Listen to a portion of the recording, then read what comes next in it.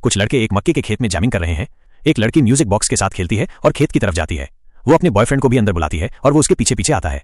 वो अपने कपड़े उतारती है और खेत में और अंदर चली जाती है। वो उसका पीछा करता है लेकिन उसे खो देता है। वो वहां एक अवास्तविक पदचिन्ह भी देखता है, लेकिन अचानक वो पीछे से खून से लथपथ आती है। भूसा सरसराने लगता है और वहां से एक जोकर आता है। वो अपनी जान बचाने के लिए भागता है, लेकिन जोकर उसे पकड़ लेता है और उसे खत्म कर देता है। क्विन अपने पिता ग्लेन के साथ केटल स्प्रिंग्स जा रही है। वे घर पहुंचते हैं लेकिन वो भयानक हालत में है। घर के अंदर कोई सेल नहीं है। अचानक चिमनी से एक आवाज आती है। क्विन अंदर देखने की कोशिश करती है और वहां से एक सड़ा हुआ कोयोट गिरता है।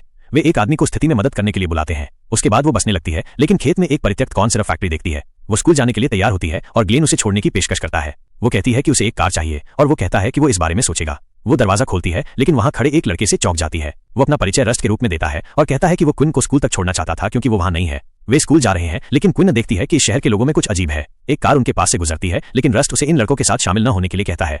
वो अपनी क्लास में देर से पहुंचती है लेकिन टीचर उसे अंदर आने देते हैं। जेनेट नाम की एक लड़की उसे रिकॉर्ड करना शुरू कर देती है। टीचर पूरी क्लास के सामने अपमानित होते हैं क्योंकि किसी ने उनके साथ एक शरारत की है। वो तुरंत एक टेस्ट लेना चाहता है लेकिन क्विन कहती है कि उसे परीक्षा के बारे में पता नहीं था, लेकिन वो और भी उत्तेजित हो जाता है और उसे डिटेंशन देता है। लेकिन ये यहीं खत्म नहीं होता क्योंकि उन्होंने उसके डेटिंग प्रोफाइल पिक्चर्स को टेस्ट से जोड़ दिया है। वो और भी गुस्से में आ जाता है और वहां से चला जाता है। जेनेट ने वीडियो यूट्यूब पर अपलोड कर दिया है। वो फिर बाकी गिरोह माइनस टकर, कोल, रोनी और मैट माइनस का परिचय कराती है। कोल तुरंत उसकी तरफ आकर्षित हो जाता है और बताता है कि उसके पिता शहर के मेयर हैं। वे उसे शहर के मिथक के बारे में भी बताते हैं जो केटल स्प्रिंग्स में रहने वाला एक जोकर है, लेकिन वे जोकर का मजाक उड़ाते हुए डरावने वीडियो बनाते हैं और उनके यूट्यूब चैनल पर काफी हिट है। वो अपने पिता के साथ एक डिनर में जाती है लेकिन वो थोड़ा परेशान है क्योंकि उसे पहले दिन ही डिटेंशन मिला था। वेट्रेस वहां आती है और हालांकि वो ग्लेन के प्रति दोस्ताना है लेकिन क्विन के प्रति बहुत शत्रुतापूर्ण है। शहर का शेरिफ भी उसी पल वहां आता है और उनके साथ बातचीत शुरू करता है। वो कहता है कि जब से आग ने सिर्फ फैक्ट्री को नष्ट कर दिया है तब से चीजें खराब हो गई हैं। गिरोह क्विन को बुलाने के लिए वहां आता है लेकिन शेरिफ उसे उनसे दूर रहने के लिए कहता है। ग्लेन उसे दोपहर के भोजन के लिए उनके साथ शामिल होने के लिए कहता है, लेकिन इससे वो परेशान हो जाती है और तुरंत चली जाती है। वो बाहर जाती है और समूह से मिलती है। कोल कहता है कि शेरिफ का उनके खिलाफ एक एजेंडा है। मैट कहता है कि वे एक पार्टी का आयोजन कर रहे हैं और उन्हें कुछ पेय चुराने की जरूरत है। क्विन एक स्थानीय स्टोर में जाती है और मालिक का ध्यान भटकाती है। अचानक अन्य दो लड़के एक नकली लड़ाई का परिदृश्य बनाते हैं और हंगामा करते हैं। अवसर का लाभ उठाते हुए लड़कियां शराब चुरा लेती हैं और वहां से चली जाती हैं। वे पीना शुरू करते हैं और मैट पेशाब करने जाता है। क्विन उनसे फैक्ट्री के बारे में पूछती है। कोल कहता है कि वे एक वीडियो फिल्माने के लिए वहां घुस गए थे और तभी आग लगी थी। आधिकारिक बयान फॉल्टी वायरिंग का था, लेकिन ऐसा लगता है कि किसी ने जानबूझकर ऐसा किया और उन्हें दोषी ठहराया। मैट पेशाब कर रहा है जब कोई अचानक उस पर हमला करता है। वो अपने शरीर से अंगों के साथ वापस आता है। अचानक एक जोकर पीछे से आता है और उनकी तरफ भागता है। क्विन बहुत डरी हुई है, लेकिन तभी वे बताते हैं कि यह टक्कर है और जेनेट यूट्यूब पर पोस्ट करने के लिए एक और वीडियो बना रही है। कोल और क्विन बात कर रहे हैं जब वो बताती है कि उसकी मां की पिछले साल ओवरडोज से मृत्यु हो गई थी और तभी उसने और उसके पिता ने वहां से चले जाने का फैसला किया। कोल ये भी बताता है कि उसने पिछले साल अपनी बहन को खो दिया था। जब त्रासदी हुई तब वो उसके साथ था। वे करीब आ रहे हैं जब जेनेट वहां आती है। कोल क्विन को उसके घर छोड़ देता है, लेकिन जाने से पहले वो उसे चूमती है। तभी ग्लेन वहां आता है और उन्हें रंगे हाथों पकड़ लेता है। उसे लगता है कि वे नशे में हैं और कहता है कि वो क्विन को फिर कभी नहीं देखेगा। वे बहस करते हुए अंदर वापस जाते हैं, लेकिन क्विन गुस्से में फूट पड़ती है और कहती है कि उसने उसकी सहमति लिए बिना उसे इस शहर में भगा दिया और अब उसके जीवन को माइक्रो मैनेज करने की कोशिश कर रहा है। वो अपने कमरे में वापस जाती है और वीडियो देखना शुरू कर देती है। अचानक वो इसे रोकती है और पृष्ठभूमि में एक और जोकर को देखती है। उसने समूह में भेजा और टक्कर भी इसे देखता है। अचानक उसके दरवाजे के कैमरे से एक नोटिफिकेशन आता है और उसे एक जोकर वहां खड़ा मिलता है। उसे लगता है कि ये समूह है और उन्हें पकड़ने के लिए नीचे जाता है। उसे एक दरवाजा खुला मिलता है और उसे बंद कर देता है। वो अंदर वापस आता है और फर्श पर एक प्लास्टिक की चादर देखता है। वो अपनी अलमारी खोलता है और अंदर एक म्यूजिक बॉक्स पाता है। वो उसे बजाता है, लेकिन कुछ नहीं होता। वो दरवाजा बंद कर देता है, लेकिन जोकर उसके पीछे खड़ा है। वो उस पर हमला करता है और उसके बेजान शरीर को चादर में लपेटता है। मेयर आर्थर परेड के दिन के लिए तैयार हो रहे हैं। वो देखता है कि कोल बाहर जा रहा है, लेकिन उसे रोकता है और कहता है कि वो बेहद विघटनकारी है और उसकी छवि खराब कर रहा है, लेकिन उसकी मां स्थिति को शांत करती है और कोल को जाने की अनुमति देती है। मेयर एक टोस्ट उठाते हैं और कहते हैं कि ये शहर परंपरा का पालन करेगा और भी मजबूत होगा। परेड शुरू होती है और क्विन वहां आती है। उनसे तस्वीर में जोकर के बारे में पूछती है, लेकिन वे कहते हैं कि ये शायद रस्ट है। जाहिर है रस्ट और कोल दोस्त हुआ करते थे, लेकिन उनके बीच कुछ हुआ। कोल उस पल वहां आता है और जेनेट कहती है कि उसने दिन के लिए एक शरारत की योजना बनाई है और उन्हें इसे रिकॉर्ड करना चाहिए। उनके जाने के बाद कोल उसे अपने कंधे पर उठा लेता है और वे परेड का आनंद लेते हैं। अचानक जोकर के रूप में कपड़े पहने कोई वहां आता है और भूसे में कुछ बम फेंकता है, लेकिन वो अचानक आग पकड़ लेता है और वहां अराजकता फैल जाती है। दहशत फैल जाती है और पूरी परेड बर्बाद हो जाती है। शेरिफ उन्हें पकड़ लेता है और उन्हें लॉकर के अंदर डाल देता है। वहां एक बूढ़ा आदमी कहता है कि उन्होंने जोकर के साथ छेड़छाड़ की और अब वे इसका भुगतान करेंगे। कुछ समय बाद उन्हें जमानत मिल जाती है और क्विन अपने पिता को उसका इंतजार करते हुए पाती है। वो कहता है कि उसे सेमेस्टर के बाकी हिस्सों के लिए ग्राउंडेड कर दिया गया है। वो कहती है कि उसके दोस्त निर्दोष हैं और शहर के लोगों में कुछ गलत है। वो अचानक एक नई कार देखती है और ग्लेन कहता है कि ये उसके लिए एक सरप्राइज होना चाहिए था, लेकिन उसने जो किया है उसके बाद वो उसे गाड़ी चलाना नहीं सिखाएगा। मैट कसरत कर रहा है जब उसे अचानक वहां म्यूजिक बॉक्स मिलता है। वो उसे बजाता है, लेकिन जल्द ही उसे फेंक देता है। वो अपनी कसरत फिर से शुरू करता है, लेकिन जोकर वहां आता है। वो डंबेल में एक ब्लेड जोड़ता है और उसे उसकी तरफ धकेलता है। वो जोकर को रोकने की पूरी कोशिश करता है, लेकिन वो उसे हरा देता है और उसका सिर काट देता है। क्विन अपने कमरे में है जब उसे कोल से एक संदेश मिलता है जिसमें उसे उससे मिलने के लिए कहा जाता है। वो नीचे जाती है और अपने पिता को सोता हुआ पाती है। वो कोल के साथ बाहर जाती है और वो कहता है कि वो हर साल परेड के दिन एक पार्टी देता है। वो उसे वही म्यूजिक बॉक्स देता है और कहता है कि ये शहर का एक पुराना स्मृति चिन्ह है। अचानक वे कार रोकते हैं क्योंकि रस उसके सामने आता है। वो कहता है कि वो शिकार करने गया था, लेकिन ये उन दोनों को सचमुच डराता है और वे वहां से चले जाते हैं। वे पार्टी में पहुंचते हैं और अन्य लड़कों से मिलते हैं।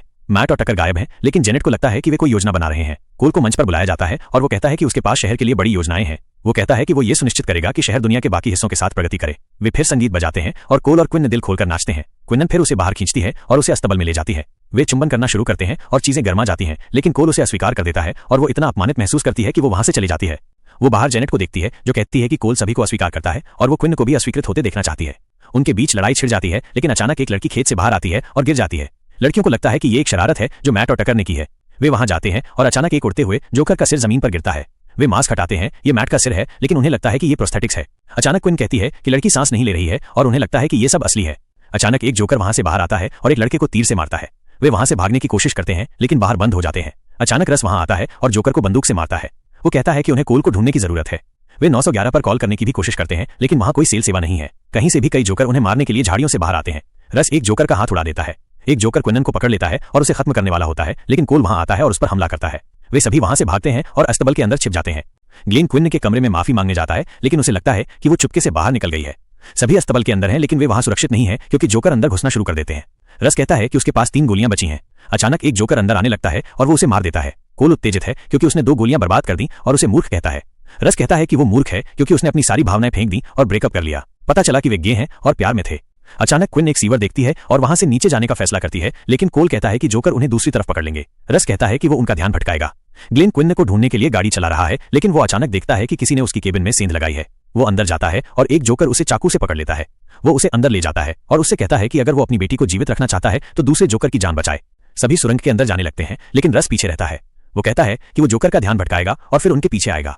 जोकर दरवाजा तोड़ता है, लेकिन कुछ जलता हुआ दिखता है। बाकी गिरोह दूसरी तरफ से बाहर निकलता है, लेकिन तभी एक विस्फोट से पूरी जगह उड़ जाती है। कोल डरा हुआ है क्योंकि रस वहां था, लेकिन वे वहां से भागते हैं और हाई रोड पर पहुंचते हैं। ग्लेन ऑपरेशन कर रहा है जब वो देखता है कि जोकर एक वॉकी टॉकी का उपयोग करके काम कर रहा है। उसके दिमाग में एक योजना आती है और वो दूसरे जोकर से उसके लिए कुछ सलाइन लाने के लिए कहता है। जोकर ढूंढता है और अवसर का लाभ उठाता है। वो दूसरे जोकर से वॉकी टॉकी चुरा लेता है। जोकर उसे सलाइन सौंपता है, लेकिन ग्लेन कहता है कि उसे बचाने के लिए जोकर को एक झटका देने की जरूरत है। जोकर इसके लिए तैयार हो जाता है, लेकिन अचानक ग्लेन उसकी गर्दन में चाकू घूम देता है।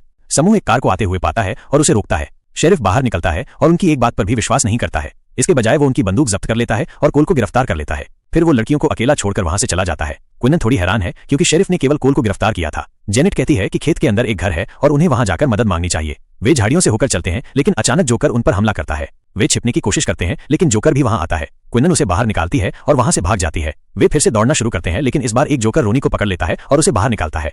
जेनेट और क्विन भाग जाती हैं और घर में घुस जाती हैं, लेकिन उन्हें सदमा लगता है कि वहां एक जोकर बैठा है। वे उसका निरीक्षण करते हैं और सोचते हैं कि वो मर चुका है।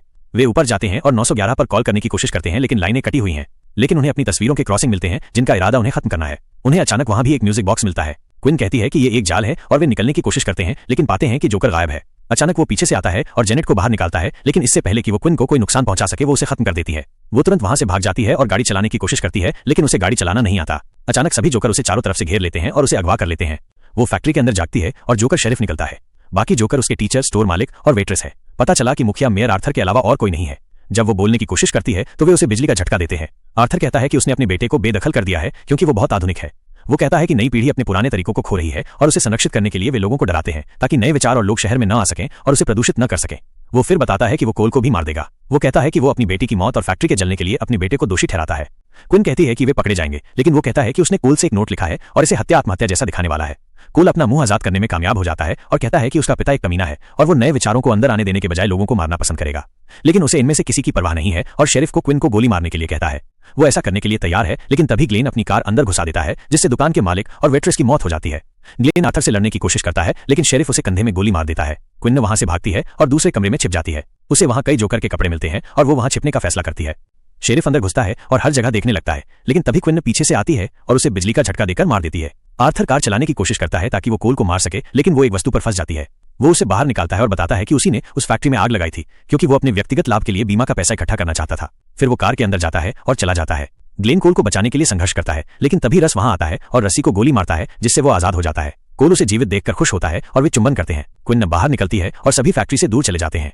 वे एक कार के अंदर जाते हैं, लेकिन क्विन उसे नहीं चला सकती। ग्लेन उसे ताकत देता है और कहता है कि वो कर सकती है। वो गाड़ी चलाना शुरू करती है और आर्थर उसके सामने आता है। वो गति बढ़ाती है और जोकर को कुचल देती है। कुछ समय बाद वे बस जाते हैं। ग्लेन मेयर से भाग रहा है। क्विन कॉलेज जा रही है, लेकिन कहती है कि वो खुद गाड़ी चलाएगी। रस और कोल बॉयफ्रेंड के रूप में वहां आते हैं और उसे अलविदा कहते हैं। वो गाड़ी चलाना शुरू करती है, लेकिन कार के अंदर एक म्यूजिक बॉक्स पाती है, लेकिन इस बार वो उसे फेंक देती है। तो ये 2025 की फिल्म क्लाउन इन ए कॉर्नफील्ड का रीकैप था। ऐसे और रीकैप के लिए चैनल को सब्सक्राइब करें, और अगर आपको ये वीडियो पसंद आया है तो आपको ये भी पसंद आ सकता है।